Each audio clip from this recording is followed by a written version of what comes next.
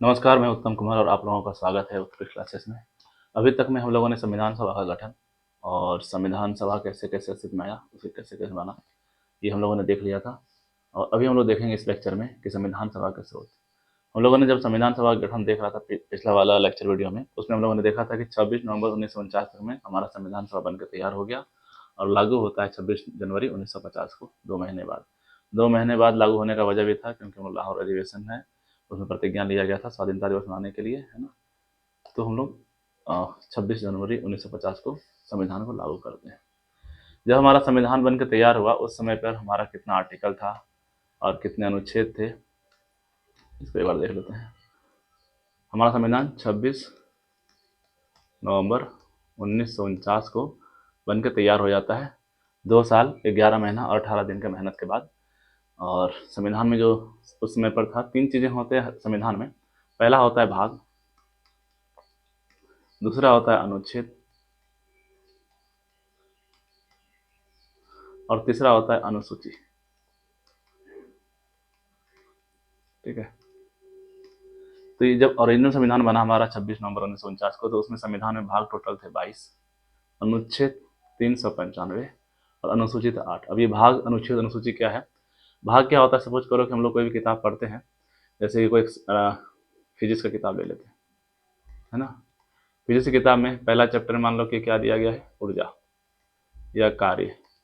तो पहला चैप्टर क्या है, ऊर्जा। उसके अंदर कुछ बातें लिखी होंगी, पॉइंट, ऊर्जा का सिद्धांत क्या है, ऊर्जा का नियम क्या है, ये सारी चीज़ें। ये पहला वाला क्या हो गया, ये भाग हो गया। और इसके अंदर क्या हो गया, अनुच्छेद, ये सारी चीज़ें, किसमें ये बातें। उसी तरीके से जो हमारा संविधान है उसमें भाग बांट दिया गया है कि पहला वाला भाग होगा वो देश के लिए होगा कि देश का राज्य कितना है, सीमा कितना है। दूसरा वाला भाग जो बात करेगा वो नागरिकता के लिए बात करेगा। तीसरा भाग हमारा मौलिक अधिकार के लिए बात करेगा। इस तरीके से सबको भाग में बांट दिया गया। और भाग के अंदर क्या है, बहुत सारे पॉइंट्स लिखे हुए हैं कि नागरिकता के अंदर कौन कौन से पॉइंट्स हैं। तो ये हमारा भाग है अनुच्छेद और अनुसूची। अनुसूची क्या होता है कि बहुत सारी बातों को है ना पहले ही स्टार्टिंग में ही हम लोग को रख दिया गया है, ताकि हम लोग बहुत इतना लंबा संविधान में अंदर नहीं जाके ढूंढना पड़े कि क्या क्या चीज़ें हैं। तो कुछ महत्वपूर्ण बातों को बाहर रख दिया गया। अनुसूची कितना, इसको क्या कहा गया, अनुसूची कहा गया। ठीक है। जैसे आप समझ करो, जैसे हमने फिजिक्स का एग्जाम्पल देखा, उसी तरीके से हमारे मान लो मौलिक अधिकार। मौलिक अधिकार एक भाग है हमारे संविधान का। अब मौलिक अधिकार क्या है, किसको मिलेगा, क्या क्या मौलिक अधिकार में होंगे, मौलिक अधिकार का हनन हो रहा है, तो ये सब बात कहाँ लिखा गया है, इसके अंदर अनुच्छेद में। मौलिक अधिकार किसमें है, भाग 3 के अंदर लिखा गया है। इस तरीके से भाग बांट दिया गया। ये हमारा पूरा संविधान है। सपोज करो कि इतना एक ही पेज में पूरा संविधान समा गया। ठीक है। तो पहला वाला क्या है, पहला भाग यहाँ पर मेंशन कर दिया गया कि भारत एवं उसके क्षेत्र, और उसके बाद नीचे 3 पॉइंट लिख दिया गया। फिर से दूसरा वाला भाग आया, उस भाग में क्या लिख दिया गया, नागरिकता, और उसके नीचे 3 अनुच्छेद लिख दिया गया। फिर तीसरा वाला भाग आ गया, उसमें लिख दिया मौलिक अधिकार। मौलिक अधिकार के नीचे जो भी आर्टिकल है 12 से 35 वो जोड़ दिया गया। ये होता है भाग और अनुच्छेद। अनुसूची में तो क्या होता है, इसके पहले ही एक लिस्ट जोड़ दिया गया है कि एक अनुसूची में दिया गया भारत का क्षेत्र, 2 अनुसूची, 3 अनुसूची, इस तरीके से टोटल। अभी जो है, जो हम लोग पढ़ रहे थे कि जो 26 जनवरी 1949 को संविधान जब बनकर तैयार होता है, तो उस समय ओरिजिनल में संविधान में भाग कितने थे, 22। अनुच्छेद कितना, 395। अनुसूची कितना, 8। ये भाग अभी तक में जो है बढ़ करके 22 से कितना हो गया है, 25। अनुच्छेद अभी तक बढ़ कितना हो गया है, 448 2025 तक में। और अनुसूची कितना हो गया है, 12। ठीक। तो ये क्या हो गया, समय के साथ बदलाव होता है। हमारे संविधान में बहुत सारा अनुच्छेद हुआ और ये सब बहुत सारे बदलाव हुआ। इसके साथ क्या हो गया, संविधान में बहुत सारे भाग में बदलाव हुआ, अनुच्छेद में बदलाव हुआ और अनुसूची बदलाव हुआ। तो भाग बढ़ के कितना हो गया, 25। अनुच्छेद कितना हो गया, 448। और अनुसूची कितना हो गया, 12। ठीक है। तो हम उम्मीद करते हैं कि आप लोगों को ये समझ में आया होगा। तो हम देखते हैं कि अब ये अनुसूची भाग ये जो आया, ये अचानक से कहाँ से आया। कि अगर मान लो केवल अंग्रेजों का ही जो अधिनियम आ रहा था, रेगुलेटिंग एक्ट आ रहा था, उसी को अगर कॉपी कर लेते, उसी को फिर से लागू करते पूरे देश में, तो क्या फिर से हम लोग तो अंग्रेजों के ही अधीन हो जाते, मतलब अंग्रेजों की तरह ही शासन कर रहे होते। कोई ना कोई फिर से एक ऊपर होता और उस समय प्रजा का शोषण हो रहा होता, उससे टैक्स लिया जाता, शिक्षा का अधिकार नहीं होता, तो हम लोग एक हूबहू उसको कॉपी नहीं कर सकते थे। तो हमारा जो है संविधान सभा जब गठन हुआ, उसमें बहुत सारी क्या बनी, समितियाँ बनी। समितियों को अलग अलग काम दिया गया था। ठीक है। तो उसमें से मेंबर लोग क्या गए, मेंबर लोगों ने बहुत सारे देशों में, अलग अलग देश में जा जाके उनका संविधान पढ़ा। और उनके संविधान में से टोटल 10 देशों में से संविधान में, हमारे संविधान में लिया गया है कुछ कुछ इंपॉर्टेंट बात है जो उन लोगों को सही लगा कि हमारे देश में, देश के लायक अच्छा है, ये चीज़ अच्छी है, उसको लेके हम लोग अपने संविधान में लागू कर लिए। और एक जो अधिनियम है 1935 का अधिनियम, जब हम लोग पढ़ रहे थे कॉन्स्टिट्यूशन डेवलपमेंट, संवैधानिक विकास, तो उसमें हम लोग देखे थे कि 1935 के अधिनियम से भी बहुत सारी बातें हमारे संविधान में शामिल है। तो उसी को एक एक करके हम लोग आज देखते हैं कि संविधान सभा में क्या क्या शामिल किया गया और कौन कौन से अधिनियम से, कौन कौन से देश से क्या लिया गया। ऐसा नहीं है कि ब्लाइंडली या अंधे तरीके से फॉलो कर लिया गया, सब कुछ ले लिया गया है। जो जो चीज़ें महत्वपूर्ण थी उस बातों को अपने संविधान में लागू किया गया। तो चलिए अब देखते हैं कि किस किस देश से क्या क्या लिया गया है। और ठीक है, तो अब देखते हैं 1935 का अधिनियम सबसे पहले, और बाकी देशों को भी देखेंगे बाकी देश से क्या क्या लिया गया। तो सबसे पहले है 1935 का अधिनियम। 1935 के अधिनियम से 6 बातें लिया गया था। सबसे पहला बात है संघीय तंत्र। संघीय तंत्र मतलब कि हमारे देश में एक सेंटर होगा जो कंट्रोल करेगा राज्य को, वो सबसे ज़्यादा इंपॉर्टेंट होगा, मजबूत होगा। ये सारी बातें किसने लिया गया था 1935 के अधिनियम से। राज्यपाल का कार्यालय।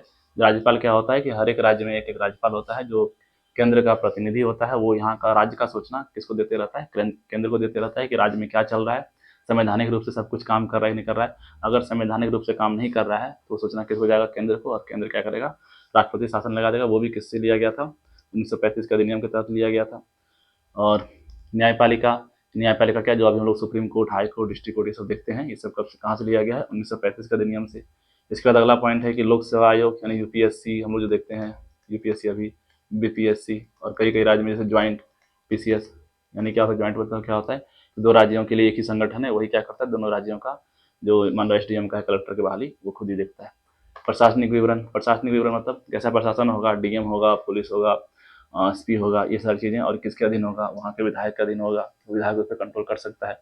ये सारी बातें किससे लिया गया है 1935 के अधिनियम से। तो 1935 के अधिनियम से कितने बातें हैं, टोटल 6। पहला संघीय तंत्र, दूसरा राज्यपाल, राज्यपाल का जो कार्यालय है, एक राज्यपाल कार्यालय होगा, न्यायपालिका, यूपीएससी, बीपीएससी, आपातकालीन यानी इमरजेंसी। इमरजेंसी प्रोविजन क्या है, इमरजेंसी प्रोविजन मतलब होता है मान लो राज्यपाल ने सूचना दे दिया कि बंगाल में है सही से शासन नहीं चल रहा, वहाँ पे संविधान के खिलाफ चल रहा है या फिर वहाँ पे अपना मन मर्जी हो रहा है, तो वहाँ से क्या लागू हो जाएगा, आपातकाल लागू हो जाएगा। और वहाँ पे जो राज्य का कंट्रोल है वो राज्य का कंट्रोल कहाँ पहुँच जाएगा, डायरेक्ट सेंटर के पास। अब जो उस राज्य में जो भी काम होगा, जो भी प्रशासन काम होगा, वो कौन डिसाइड करेगा, सेंटर डिसाइड करेगा।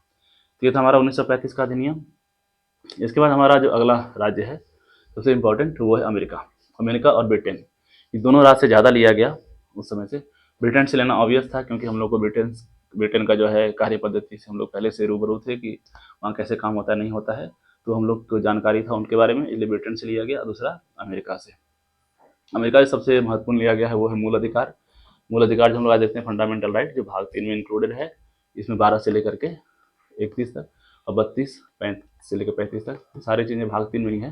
लेकिन मूल अधिकार का बाद जो है 12 से 31 तक में दिया गया है। इसके बारे में 32 में दिया गया है कैसे हम उससे बच सकते हैं, अगर कोई हनन हो रहा है तो कहाँ जा सकते हैं, रिट वगैरह। तो मूल अधिकार की जानकारी यानी फंडामेंटल राइट की जानकारी कहाँ से मिलती है, अमेरिका से, और वो हमारे संविधान के भाग 3 में इंक्लूड किया गया है। इसके बाद है न्यायपालिका की स्वतंत्रता। हम लोगों ने देखा कि 1935 में जो है न्यायपालिका होगा, लेकिन न्यायपालिका कैसा होगा, उसके ऊपर विधायक का कंट्रोल होगा कि नहीं होगा, या कार्यपालिका का उसके ऊपर कंट्रोल होगा कि नहीं होगा। तो अमेरिका से देखा गया कि वहाँ पर जो है न्यायपालिका स्वतंत्र रूप से काम करती है, वो स्वतंत्र इकाई होती है, उस पर किसी का भी हस्तक्षेप नहीं होता। तो क्या किया गया, वो बात सही लगा और हम लोग इसमें अपना लागू कर लिए, कहाँ से, अमेरिका को देख करके। उसके बाद न्याय पुनरावलोकन का सिद्धांत। इसका मतलब होता है जुडिशियल रिव्यू।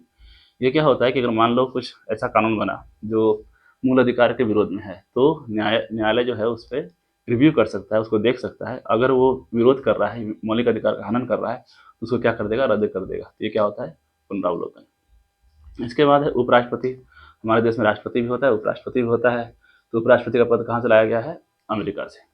इसके बाद सर्वोच्च न्यायालय, उच्च न्यायालय के न्यायाधीश को पद से हटाना, कि उसके हटाने का क्या प्रक्रिया होना चाहिए, सर्वोच्च न्यायालय सुप्रीम कोर्ट का कैसे हटाया जाएगा, हाई कोर्ट का कैसे हटाया जाएगा, ये प्रक्रिया। और साथ साथ राष्ट्रपति पर भी महाभियोग का जो प्रक्रिया हम लोग देखते हैं, वो प्रक्रिया कहाँ से लाया गया, अमेरिका से।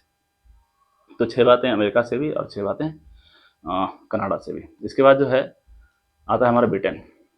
ब्रिटेन से संविधान में लाया गया संसदीय व्यवस्था, जो हम लोग भी देखते हैं। संसद होगा जिसका काम होगा, वहाँ सारे सांसद लोग बैठेंगे, संसद में देश के बारे में नियम कानून बनाएगा। और संसद जो है वो अपने आप में संप्रभु है। हमारा देश का सबसे संप्रभु इकाई क्या है, संसद है। वही डिसाइड करता है कि क्या होना है हमारे देश में, बाहरी देश से क्या संबंध रखना है, सब तरीके से। संसदीय शासन कहाँ से लिया गया, ब्रिटेन से। विधि का शासन। विधि का शासन मतलब होता है कि यहाँ पर कोई भी सरकार, कोई भी जज, कोई भी राष्ट्रपति, कोई प्रधानमंत्री, कोई भी कितना बड़ा पद हो, लॉ से बढ़कर, यानी कि विधि मतलब होता है कानून, तो लॉ से बढ़कर, कानून से बढ़कर कोई नहीं होगा। हमारे देश में किसका शासन होगा? विधि का शासन होगा। जो भी विधि में लिखा होगा, जो भी कानून होगा, उसके हिसाब से ही सबको काम करना होगा। ठीक है, ये था विधि का शासन। विधायी प्रक्रिया, विधायी प्रक्रिया मतलब कि वहाँ का कानून बनाया हुआ संसद किस तरीके से काम करेगा, संसदीय शासन लिया गया ब्रिटेन से, और वहाँ का विधायी प्रक्रिया क्या होगा, संसद किस तरीके से काम करेगा, कैसा गठन होगा, ये सारी बातें कहाँ से लिया गया? ब्रिटेन से। एकल नागरिकता, एकल नागरिकता मतलब क्या होता है? हमारे देश में कोई भी बिहार का नागरिक नहीं होता, क्या होता है? केवल भारत का नागरिक होता है। और एकल नागरिकता का ये भी है कि अगर आपने किसी और देश का नागरिकता ग्रहण कर लिया, मान लो तुम अमेरिका गए, अमेरिका तुम्हें अच्छा लगा जॉब करने में, और तुमने क्या किया? अमेरिका का नागरिकता ग्रहण कर लिया, तो तुम्हारा भारत का जो नागरिकता है वो क्या हो जाएगा? अपने आप रद्द हो जाएगा। इसको क्या कहते हैं? एकल नागरिकता। भारत का नागरिकता के ऊपर ये दिया गया है, ये रूल है कि अगर आप एक समय में एक ही देश के नागरिक हो सकते हैं, या तो भारत के या फिर अमेरिका के। अगर आपको अमेरिका ज़्यादा पसंद है तो क्या होंगे? केवल अमेरिका का नागरिकता नागरिक हो सकते हैं, भारत की नागरिकता ऑटोमेटिक रद्द हो जाएगी। मंत्रिमंडल प्रणाली, मंत्रिमंडल प्रणाली मतलब जो हम लोग मंत्री व्यवस्था देखते हैं कि कैसे कैसे हायरार्की, कैबिनेट मिनिस्टर होगा, मिनिस्टर होगा, काउंसिल ऑफ मिनिस्टर होगा, ये सारी चीज़ें कहाँ से लिया गया? ब्रिटेन से। परमाधिकार और विशेष संसदीय विशेष अधिकार और द्विसदनवाद, ये सब क्या है? ये है संसद के बारे में कि संसद को क्या क्या अधिकार दिया गया है, संसद कैसे काम करेगा। संसद जो है वो, जैसे हम बताएं पहले भी कि वो क्या है? संप्रभु इकाई है, वो अपने आप में सब कुछ डिसाइड कर सकता है, उसके पास सबसे ज़्यादा शक्ति है। द्विसदनवाद मतलब होता है कि संसद जो होगा वो दो भागों में बटा होगा। एक होगा अस्थायी रूप से, जिसको हम लोग राज्यसभा कहते हैं, वो कभी भंग नहीं होता, और एक होगा अस्थायी रूप से लोकसभा, जो क्या होगा? जनप्रतिनिधि के संगठन होगा लोकसभा। उसी तरीके से राज्य में भी होता है विधानसभा और विधान परिषद। एक होता है अस्थायी इकाई विधान परिषद, विधानसभा 5-5 साल में भंग हो जाता है और उसमें फिर से चुनाव करके लोगों को लाया जाता है। ठीक है, ये था हमारा ब्रिटेन और अमेरिका। इसके बाद हमारा आता है कनाडा का संविधान। कनाडा के संविधान से जो हम देख रहे थे कि अमेरिका से लिया गया है कि एक केंद्र होगा, संघ व्यवस्था होगा। संघ व्यवस्था में भी सशक्त केंद्र के साथ, सशक्त केंद्र मतलब क्या होता है? केंद्र कभी भी टूटेगा नहीं, बिखर नहीं सकता, अलग नहीं हो सकता। राज्य भले उसको तोड़ दिया जाए, जैसे बिहार को तोड़ के झारखंड बना दिया गया, केंद्र को नहीं तोड़ सकते। तो केंद्र क्या होगा? सबसे मजबूत क्या होगा? केंद्र होगा। केंद्र राज्य के साथ कुछ भी कर सकता है, लेकिन राज्य केंद्र पे दबाव नहीं बना सकता। उसके साथ अवशिष्ट शक्तियों का केंद्र में निहित होना। अवशिष्ट शक्तियां मतलब जो भी कुछ नया चीजें आएगा, जैसे हम लोग देखते हैं सूची में कि संघ सूची, राज्य सूची और समवर्ती सूची, 3 सूची होता है संविधान में। एक और है अवशिष्ट सूची, 4 सूची। इसमें क्या है कि अगर चौथा सूची इसलिए बना दिया गया ताकि मान लो अभी जो 3 सूची बंटवारा इसी में कर दिए, जो उस समय पे जानकारी था कि ये चीजें हैं, इसको क्या करना है? बांट देना है। आगे भविष्य में कुछ और चीज़ आता है, जैसे इंटरनेट पहले उस समय पे नहीं था, जैसे सैटेलाइट, ये सब उस समय पे नहीं था, अंतरिक्ष ये सब उस समय नहीं था, न्यूक्लियर, ये सब जो बाद में आया उसको किस में डाल दिया गया? अवशिष्ट सूची में डाल दिया गया। और वो शक्तियाँ किसको दे दी गई? केंद्र को दे दिया गया। और ये राज्यपाल का तो हम लोगों ने देख लिया अमेरिका वाले में कि राज्यपाल का एक कार्यालय होगा, लेकिन राज्यपाल की नियुक्ति कैसे होगी ये हम लोगों ने कहाँ से डिसाइड किया? कनाडा से। कनाडा से क्या देखा कि कनाडा में जो राज्यपाल का नियुक्ति होता है वो केंद्र डिसाइड करके भेजता है, केंद्र के द्वारा ही राज्यपाल का नियुक्ति होता है। तभी जाके वो क्या करता है? केंद्र को सूचना देते रहता है कि यहाँ राज्य में क्या क्या चल रहा है। तो राज्यपाल का नियुक्ति कहाँ डिसाइड होगा? कनाडा से। और राज्यपाल का ऑफिस यानी कार्यालय होगा वो कहाँ से डिसाइड हुआ? अमेरिका से।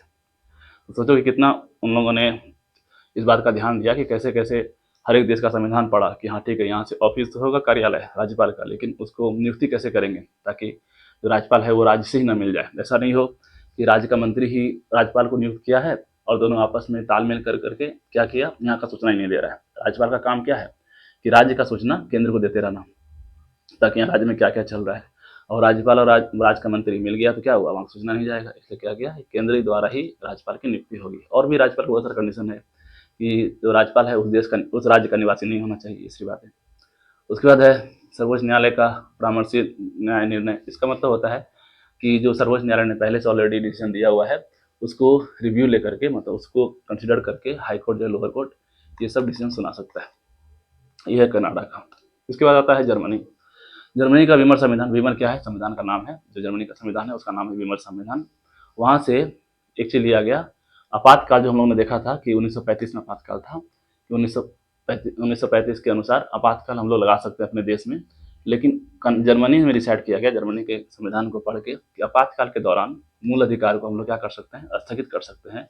और मान लो आपातकाल लगा हुआ है, सब लोग क्या कर रहे हैं? भ्रमण कर रहे हैं या देश विरोधी भाषण दे रहे हैं, शिक्षा का अधिकार मांग रहे हैं। मान लो तुम्हारे पास वित्तीय आपातकाल लगा हुआ है ना, और सब शिक्षा के लिए, वेतन के लिए सब लड़ रहे हैं, ठीक है।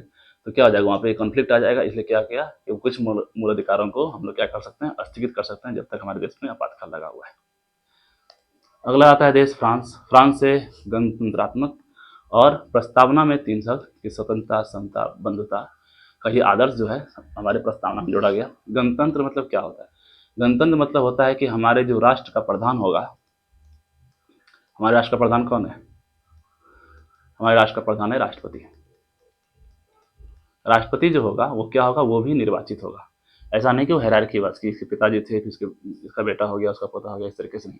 क्या होगा, हमारा राष्ट्र का जो सर्वोच्च नागरिक होगा, जो हमारे राष्ट्र का प्रधान होगा, वो भी क्या होगा, चुन के आएगा, निर्वाचित होकर आएगा। भले वो निर्वाचन क्या है अभी अप्रत्यक्ष रूप से। हम लोग देखते हैं कि निर्वाचन प्रक्रिया जो होता है, हम लोग साल में तो कभी ना कभी इलेक्शन हो ही जाता है, या तो विधानसभा, लोकसभा, पंचायत।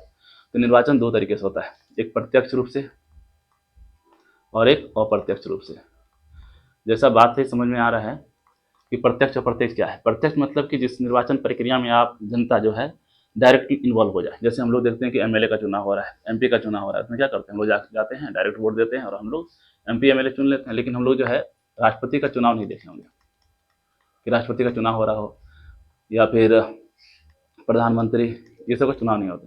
तो राष्ट्रपति को कैसे नियुक्त किया जाता है? राष्ट्रपति को नियुक्त किया जाता है लोकसभा के मेंबर के द्वारा, जिनको हम लोगों ने भेजा, चुन करके एमपी एमएलए बना करके भेजा, वही लोग मिल करके क्या करते हैं, राष्ट्रपति को चुनते हैं। तो ये क्या हो गया, अप्रत्यक्ष रूप से, जहाँ पे हम लोग डायरेक्ट इन्वॉल्व नहीं हो रहे हैं, वो क्या है, अप्रत्यक्ष निर्वाचन या अप्रत्यक्ष लोकतंत्र। और जो प्रत्यक्ष मतलब क्या होता है कि जहाँ पे हम जनता जो है, देश की जनता डायरेक्ट वोट दे रही है, उसे क्या करते हैं, प्रत्यक्ष रूप से, ठीक है। ये था हमारा गणतंत्र। गणतंत्र मतलब होता है कि राष्ट्र का अध्यक्ष जो होगा वो क्या होगा, निर्वाचित होगा। और लोकतंत्र मतलब होता है कि जनता का जो प्रधान होगा, जो हेड होगा, वो क्या होगा, वो भी निर्वाचित होगा। तो ये लोकतंत्र हो गया कि लोगों का शासन, जो इस जैसे प्रधानमंत्री हमारे क्या है, जनता का प्रतिनिधि, मुखिया, तो क्या हो गया, लोग से चुन के आ रहा है, तो लोकतंत्र हो गया। और गणतंत्र मतलब जो राष्ट्र का प्रधान है वो भी निर्वाचित हो गया। 2 बातें लिया गया कहाँ से, फ्रांस से लिया गया है। अगला देश है आयरलैंड। आयरलैंड से भी बहुत सारा इंपॉर्टेंट चीज लिया गया, जैसे कि डीपीएसपी। डीपीएसपी राज्य के नीति निर्देशक तत्व कि राज्य का क्या क्या काम होना चाहिए। राज्य को है बच्चों को शिक्षा का, स्वास्थ्य का, वेलफेयर का, ये सारी चीज़ें क्या होना चाहिए, राज्य को कुछ कुछ पॉलिसी बताया गया कि आपको इस बात पे ध्यान रखना पड़ेगा, जब भी आप पॉलिसी बनाएंगे तो इस बातों को ध्यान में रखेंगे। उसके बाद आता है राष्ट्रपति का निर्वाचन पद्धति कि राष्ट्रपति का निर्वाचन कैसे होगा। कैसे मतलब हम लोग गणतंत्रात्मक देखें कि हाँ ठीक है, राष्ट्रपति का चुनाव होगा, लेकिन राष्ट्रपति के चुनाव में कौन कौन लोग शामिल होंगे, लोकसभा से होंगे कि नहीं होंगे, राज्यसभा से होगा कि नहीं होगा, राज्य का क्या जिम्मेदारी बनता है, राष्ट्रपति का जब चुनाव हो रहा है तो उसको शामिल किया जाएगा नहीं किया जाएगा। ये सारी बातें कहाँ से लिया गया, आयरलैंड से। उसके बाद राज्यसभा के सदस्यों का नामांकन, मतलब कि कुछ कुछ सदस्य हैं जो क्योंकि मनोनीत किया जाता है शिक्षा के आधार पे, कल्चरल के आधार पे, इस के आधार पे, तो कहाँ से लिया गया है, आयरलैंड से। अगला जो देश है वो है ऑस्ट्रेलिया। ऑस्ट्रेलिया से समवर्ती सूची लिया गया। समवर्ती सूची हम लोग ऑलरेडी पहले 1935 में था, लेकिन समवर्ती सूची में कौन कौन सी विषय शामिल होंगे, ये कहाँ से लिया गया, ऑस्ट्रेलिया से। और उसमें जैसे कि व्यापार का जो स्वतंत्रता है कि क्या क्या व्यापार में हम लोग स्वतंत्रता कितना देंगे, कितना पाबंदी लगाएंगे, क्या टैक्स होगा, इसे कहाँ से लिया गया, ऑस्ट्रेलिया से। क्यों लिया गया, क्योंकि ऑस्ट्रेलिया भी हम लोग के साथ ही क्या हुआ था, आज़ाद हुआ था। तो वहाँ भी देखा कैसे उस तरह के देश ने अपने आप को संभाला है। तो वही चीज़ें, स्वतंत्रता हमारे व्यापार को दिया गया ताकि हमारा भी जो फैक्ट्री है, कारखाना है, वो फैले। और बाहर का जो कंपनी है पहले से ऑलरेडी जो बहुत बड़ा हो चुका है, वो हमारे देश पे आके कब्जा ना कर ले। तो कहाँ से क्या किया गया, स्वतंत्रता। दूसरा है संसद के दोनों सदनों की संयुक्त बैठक। देखो संसद 2 सदन होता है, एक राज्यसभा और एक लोकसभा, है ना। 2 सदन होता है हमारे संसद में। अगर दोनों मान लो कोई बिल पास हुआ, राज्यसभा से पास हो जा रहा है, लोकसभा में जाके पास नहीं हो रहा है, तो राष्ट्रपति क्या कर सकता है, दोनों को बुला सकता है साथ में और एक सेंट्रल हॉल में संयुक्त बैठा सकता है। इसको कहते हैं संयुक्त बैठक, जहाँ पे राज्यसभा और लोकसभा के दोनों मेंबर आके बैठते हैं और एक साथ बिल पे डिस्कस होता है। और जब वोटिंग होता है तो अगर वहाँ से वो पास हो गया तो ठीक है, नहीं तो फिर वो बिल रद्द हो जाता है। इसको कहते हैं संयुक्त बैठक, जहाँ पे राज्यसभा लोकसभा के दोनों संयुक्त बैठक सदन के लोग आके बैठ सकते हैं और किसी बिल पर चर्चा कर सकते हैं। अगला आता है यूएसएसआर, जो अभी रसिया है। यहाँ से लिया गया मूल कर्तव्य। अगर आपको मौलिक अधिकार दिया गया है, उसके साथ में आपको साथ कुछ कर्तव्य भी है, ठीक है। तो जैसे कि आप अगर घर में रह रहे हैं तो आपको घर में रहने का अधिकार है, खाना का अधिकार है, कपड़ा का अधिकार है, साथ में साथ आपको कुछ कर्तव्य भी है कि आपको ये काम करना होगा। तो क्या होता है, मूल कर्तव्य, यानी कि अधिकार के साथ में क्या आता है, कर्तव्य भी आता है। तो कर्तव्य कहाँ से लिया गया, रसिया से। और प्रस्तावना में सामाजिक, आर्थिक, राजनीतिक आदर्श कहाँ से लिया गया है, यूएसएसआर से। हम लोग एक चीज़ और देखे थे कि प्रस्तावना में कुछ चीज़ें समता, स्वतंत्रता, ये सब कहाँ से लिया गया था?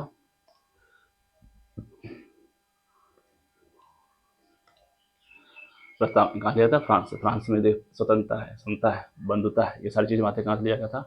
फ्रांस से। और यूएसएसआर से लिया गया था कि सामाजिक, आर्थिक एवं राजनीतिक आदर्श की न्याय के मामले में, और उसमें स्वतंत्रता के मामले में, न्याय के मामले में बात होगा किसमें आएगा? यूएसएसआर में। और स्वतंत्रता, समता, बंधुता के बारे में बात आएगा तो फ्रांस में। अगला जो हमारा संविधान देश है वो लिया गया है दक्षिण अफ्रीका से। सबसे फेमस जो है वो है ये संविधान का संशोधन प्रक्रिया, कि संविधान में संशोधन होगा। संशोधन कैसे होगा? मतलब साधारण संशोधन हो जाएगा या फिर विशेष बहुमत के साथ संशोधन होगा? राज्यों का भी भागीदारी है कि नहीं है संशोधन करने में? ये सारी चीज़ें कहाँ से लिया गया है? दक्षिण अफ्रीका से। राज्यसभा के सदस्यों का निर्वाचन कैसे होगा? निर्वाचन 2-2 साल में मेंबर रिटायर होते हैं, चुनाव होते रहता है। ये सारी बातें कहाँ से लिया गया? दक्षिण अफ्रीका से। एक देश है हमारा जापान। जापान के द्वारा लिया गया कि विधि के द्वारा स्थापित जो प्रक्रिया है वही सर्वोच्च है, और विधि के द्वारा ही जो है हमारे देश में जो शासन, जो नियम कानून बनाया हुआ है उसके हिसाब से हमारे पूरे देश को चलना होगा। ये कहाँ से लिया गया? जापान से। तो इसका एक समरी है पूरे देश का, शायद आप लोगों को दिख रहा होगा, नहीं दिख रहा हो तो शायद जूम कर सकते हैं। जैसे संविधान सभा के स्रोत कहाँ से? दक्षिण अफ्रीका से। क्या क्या लिया गया? हम लोग जैसे नीचे चलते हैं, क्या क्या लिया गया? संविधान सभा का संशोधन लिया गया। उसके बाद राज्यसभा में सदस्यों का निर्वाचन। जापान से क्या लिया गया? विधि द्वारा स्थापित जो प्रक्रिया है वही सर्वोच्च है, उसी के हिसाब से वो चलना पड़ेगा। संघीय तंत्र और राज्यपाल कार्यालय, न्यायपालिका, लोकसभा, ये कहाँ से लिया गया? 1935। अमेरिका से क्या क्या लिया गया था? मूल अधिकार, न्यायपालिका की स्वतंत्रता और पुनरावलोकन, उपराष्ट्रपति का पद, सर्वोच्च न्यायालय, उच्च न्यायालय का जो न्यायाधीश का पद से हटाना, और राष्ट्रपति का महाभियोग। इसके बाद आता है कनाडा का संविधान। वहाँ से लिया गया है सशक्त केंद्र के साथ संघीय व्यवस्था, अपशिष्ट सूचियाँ, और केंद्र राज्य द्वारा राज्यपाल की नियुक्ति, और सर्वोच्च न्यायालय का निर्वाचन। जर्मनी से लिया गया था आपातकाल के दौरान आप मूल अधिकार को स्थगित कर सकते हैं। फ्रांस में लिया गया था प्रेम्बल में 3 बातें, स्वतंत्रता, समता और बंधुता, और साथ ही साथ गणतंत्र जो व्यवस्था है हमारा देश का वो। ब्रिटेन से भी लिया गया संसदीय शासन, विधि का शासन और विधायी प्रक्रिया, और मंत्रिमंडल जो प्रणाली अभी है, और साथ ही साथ परमादेश की, यहाँ की हमारा देश जो है संसद जो है वो सार्वभौम की यानी संप्रभु का इकाई है, सबसे सर्वोच्च इकाई है, जिसमें कि वो संसद जो चाहे अपने देश में लागू कर सकता है, बना सकता है, बशर्ते कि वो संविधान के अनुसार हो। इसके बाद आयरलैंड से हमारा डीपीएसपी, राज्य के नीति निर्देशक तत्व, और राष्ट्रपति का निर्वाचन प्रक्रिया, और राज्यसभा में सदस्यों का क्या है? नामांकन। ऑस्ट्रेलिया से क्या क्या लिया गया? समवर्ती सूची, व्यापार में कितना स्वतंत्रता होना चाहिए, और संसद के दोनों सदनों का संयुक्त बैठक। और यूएसएसआर से लिया जाता है मूल कर्तव्य, फंडामेंटल ड्यूटीज, और प्रस्तावना में न्याय के मामले, सामाजिक, आर्थिक और जो राजनीतिक न्याय होना चाहिए। ये सारी बातें लिया गया है। इसका आप लोग स्क्रीनशॉट ले सकते हैं और अपने कॉपी में नोट कर सकते हैं। तो नोट बनाना जरूरी है, केवल लेक्चर देखने से नहीं होगा, अपनी भाषा में क्या करना है? नोट बनाना है। तो ये था हमारा संविधान सभा के स्रोत। तो संविधान के स्रोत की संविधान बहुत सारे देशों को संविधान को पढ़ के कहा जाता है कि लगभग 108 देशों को संविधान को पढ़ के हमारे देश का संविधान बना है। और उसमें से जो कुछ इंपॉर्टेंट बात लगा, ऐसा नहीं कि ब्लाइंडली अमेरिका इतना बड़ा देश है या ब्रिटेन इतना बड़ा देश है, हमारे देश पर शासन किया तो सीधा कॉपी कर लो संविधान को। बहुत सारे देशों को पढ़ के जो उसमें से हमारे देश के भौगोलिक और आर्थिक स्थिति को देख करके जो सुटेबल था उस समय पे वो लागू किया गया। तो इतना लोगों ने मेहनत किया जब हमारा देश आज संविधान चल रहा है। और नहीं, अगर संविधान ना हो तो हमारा देश जो है जिस हालत में है, जैसे हम लोगों का देश का नेता लोग हैं कि हमारे देश का अगर मुखिया ही बनता है तो वो इस पावर में रहता है कि पता नहीं कि क्या है हमारे देश में, वो किसी को कुछ समझता ही नहीं है। वार्ड भी हो तो लगता है कि वो सबसे ज़्यादा पावरफुल है। सोचो अगर वार्ड का ये पावर है कि तुम्हारे गांव के लोगों को नहीं समझता, सोचो प्रधानमंत्री या विधायक या एमपी बन जाने पे और संविधान ना हो तो आम लोगों का क्या हाल हो। तो संविधान है, इसलिए हमारा देश जो है इस व्यवस्था में है, इस हालत में है, सही से चल रहा है। वो भी सही से फॉलो नहीं करते क्योंकि बहुत सारे लोग हैं जिसको संविधान के बारे में, मूल अधिकार के बारे में, मौलिक कर्तव्य के बारे में पता ही नहीं है कि हमारा ये अधिकार है, ये चीज़ें हैं संविधान में मेंशन किया गया। क्योंकि शिक्षा से हम लोग बहुत दूर हैं, हम लोग को शिक्षा केवल उतना ही चाहिए जिससे कि रोजगार मिले। तो कोशिश करते हैं कि सबको पढ़े, पढ़ाए और आगे बढ़े। तो मिलते हैं नेक्स्ट वीडियो में इस संविधान सभा के स्रोत के एमसीक्यू के साथ। तो आप लोग खुद में रिवाइज कीजिए। मिलते हैं नेक्स्ट वीडियो में, तब तक के लिए धन्यवाद।